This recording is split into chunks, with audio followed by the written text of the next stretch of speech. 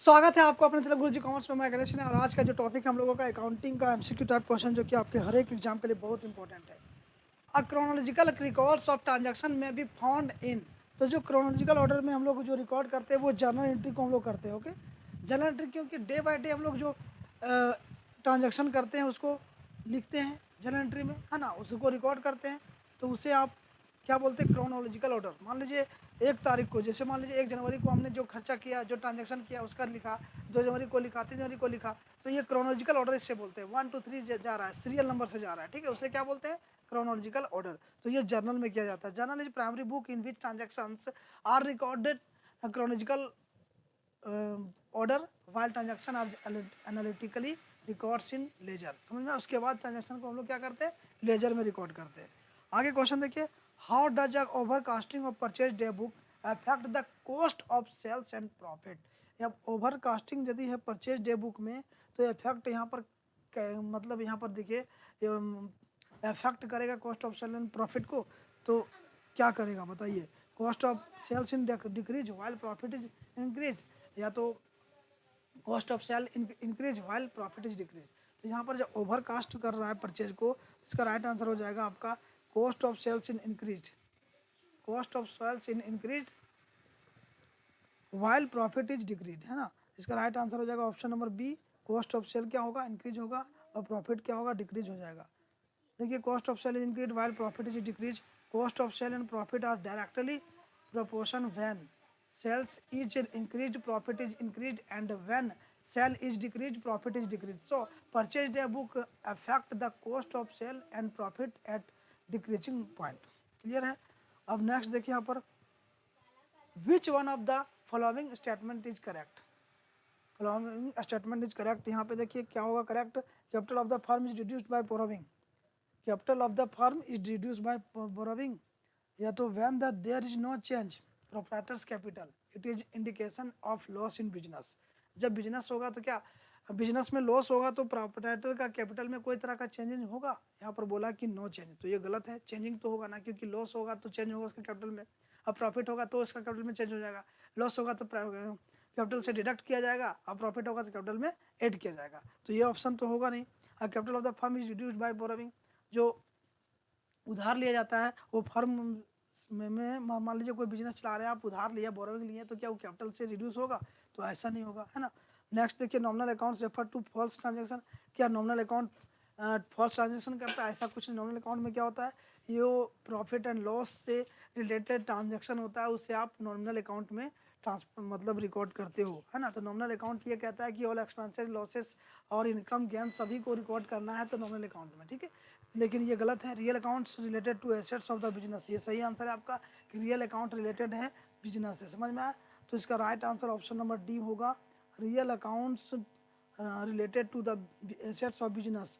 Real accounts refers to assets of business. This statement is correct. Balance sheet consists of real and personal account only, not nominal. Okay, जो आपको समझ में आ गया होगा। Real account में क्या होता है कि एसेट्स से रिलेटेड ट्रांजैक्शन को हम लोग लिखते हैं। नॉमिनल अकाउंट में क्या एक्सपेंसेस से लिखते हैं, है ना। तो यहाँ पर बोला था कि एक्सपेंसेस, ये नॉमिनल अकाउंट जो है वो रेफर करता है फर्स्ट ट्रांजैक्शन को, तो इसलिए नहीं होगा, है ना। समझ में आया? तो option number D.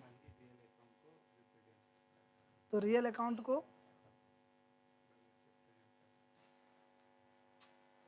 Okay, balance sheet consist real and personal account only और not on nominal account. Nominal account में क्या होता है? Only expenses and losses, gains, income, सारे आइटम्स को। नेक्स्ट क्वेश्चन देखिए यहाँ पे, which one appear in the trial balance on debit side.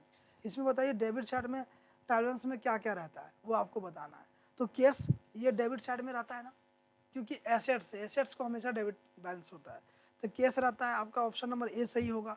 उसके बाद सेल्स क्या होता है? सेल्स डेबिट साइड में नहीं होता है, ये क्रेडिट साइड में होता है, ठीक है, ये नहीं होगा तो इसको काट दीजिए। कैपिटल क्या होता है बताइए?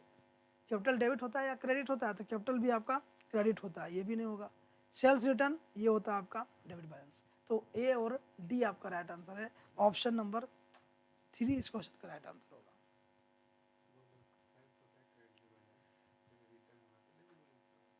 सेल्स क्या होता है? क्रेडिट बैलेंस होता है, और सेल्स रिटर्न होगा तो डेबिट बैलेंस होगा। परचेज क्या होता है? डेबिट बैलेंस, और परचेज रिटर्न होगा तो क्या होगा? Credit balance. समझ में आया होगा ना।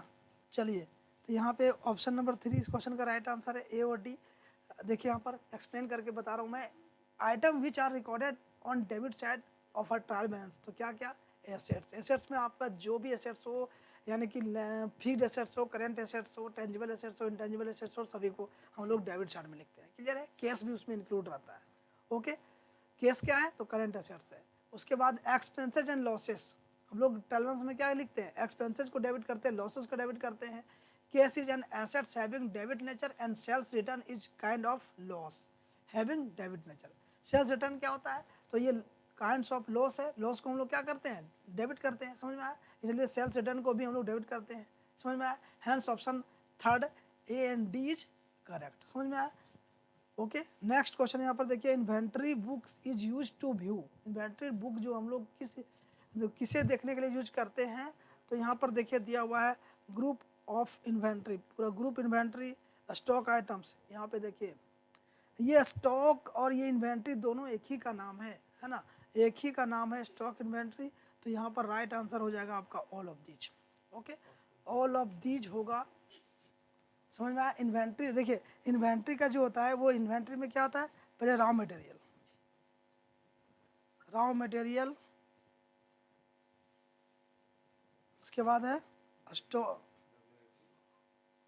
Stores and spheres, store and spheres, और WIP यानी कि वर्क इन प्रोग्रेस, और लास्ट में होता है finish goods, finish goods. Okay, तो ये इन्वेंट्री या तो स्टॉक के अंदर 4 तरीके से आता है, मतलब रॉ मटेरियल जो कुछ जो कच्चा सामान है इसको बोलते हैं raw material. Store and spheres मतलब क्या होता है, जैसे कि उसी से रिलेटेड, मान लीजिए ये मार्कर है तो इसमें जो नट वल्टू लगा है ना, उसको बोलते हैं स्टोर एंड स्पेयर्स। और WIP मतलब ये मार्कर है जिसको काम ये कंप्लीट आधा बन चुका है, मतलब प्रोग्रेस में लगा हुआ है, ठीक है, इसको बोलते हैं। उसके बाद फिनिश गुड्स मतलब ये बन गया, अब बन गया तो इसको मैं लिख रहा हूँ, तो इससे बोलते हैं आप स्टॉक। स्टॉक के अंदर स्टॉक या तो इन्वेंट्री दोनों एक ही का नाम है। समझ में आया आपको, क्लियर है ना। Inventory book is used to seek group inventory as well as to stock items. The options C is the correct. Clear है। Next question, the impress system pretend to, तो ये क्या होता है, पेटी cash book. impress system pretend to, तो ये होगा पेटी कैश बुक। परचेज बुक नहीं होगा, सेल्स बुक भी नहीं होगा, कैश बुक भी नहीं। यहाँ पे पेटी कैश बुक यानी कि जो डे बाय डे जो होता है ट्रांजैक्शन, कैश या तो कैश पेमेंट है ना, छोटा मोटा खर्चा के लिए रिकॉर्डिंग किया जाता है। तो पेटी cash book is maintained on impress system, इसे हम इम्प्रेस सिस्टम में मेंटेन करते हैं। जैसे पोस्टल स्टाम्प वगैरह हो गया ये इत्यादि स्थिति। आगे देखिए next 139, the statement of showing balance of all the ledger account is known as, तो इसे क्या बोलते हैं, trial balance. Okay, trial balance इस क्वेश्चन का राइट आंसर होगा। Trial balance is the statement that shows the balance of all ledger accounts at one place। समझ में आया। यहाँ पर हम लोग लेजर अकाउंट से हम लोग ट्रायल बैलेंस बनाते हैं, वही चीज़ बोला यहाँ पर क्वेश्चन में। तो यहाँ पे बैलेंस शीट भी ना होगा और बैंक रिकॉन्सिलिएशन स्टेटमेंट भी नहीं होगा, प्रॉफिट एंड लॉस स्टेटमेंट भी नहीं होगा, ओनली ट्रायल बैलेंस इस क्वेश्चन का राइट आंसर है। अब देखिए यहाँ पे इस वीडियो का last question, balance of petty cash book is transfer to, जो पेटी कैश जो रहता है पेटी कैश बुक वो ट्रांसफर कहाँ पे किया जाता है उसका बैलेंस को, balance sheet, PL account, cash book, trading account. तो ये बैलेंस शीट में ट्रांसफर किया जाता है। समझ में आया। Balance of petty cash book is transfer to balance sheet, petty cash appear with in the current assets section of the balance sheet. इसको करेंट एसेट्स सेक्शन में हम लोग इसको पेटी कैश को रखते हैं क्योंकि करेंट एसेट्स में आता है पेटी कैश ना। चलिए आई होप समझ में आया है। मिलते हैं नेक्स्ट क्लास में। यदि आप हमारे चैनल में नए, चैनल को सब्सक्राइब जरूर करें।